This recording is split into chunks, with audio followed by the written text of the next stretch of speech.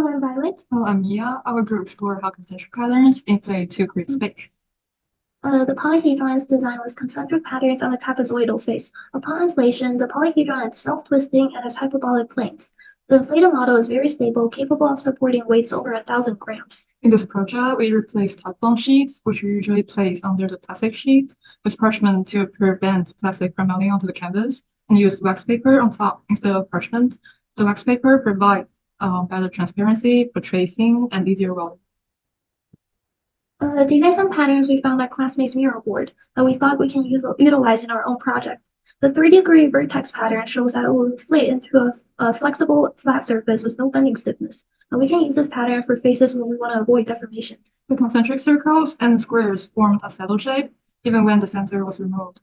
The air gaps appear to influence how the structure feels during inflation. The concentric X pattern forms a pyramid upon inflation.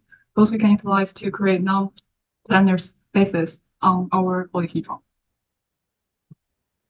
We want to study the packing of concentric patterns on polyhedron faces and packing multiple concentric shapes within the same plane to understand how these concentric shapes influence one another. For our final project, the zucchini, we hypothesized that the concentric trapezoid sides would inflate to create a hyperbolic curvature that flows along the longest diagonal. By welding the side edges together, the negative curvature will cause the top edge to rotate about its midpoint, allowing the top surface to rotate in relation to the bottom face without any manual adjustment.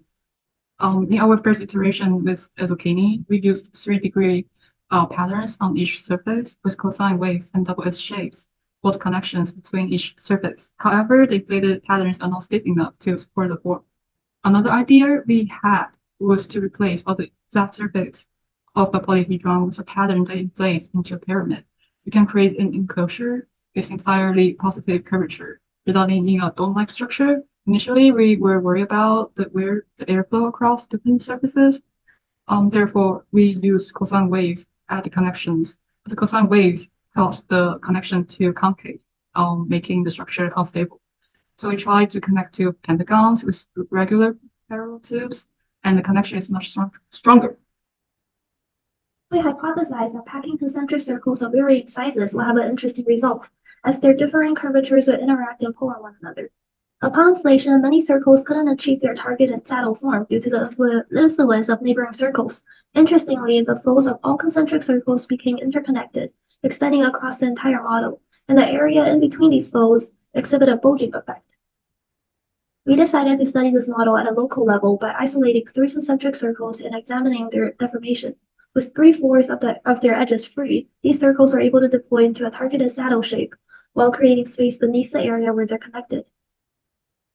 We replicated the pattern of the reaction diffusion simulation, resulting in a pattern resembling the tubular pattern described in the reading.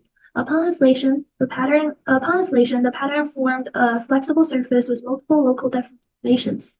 In 2 areas, the concentric circle-like pattern emerged, and the connection between them bridged them into a surface with a positive curvature.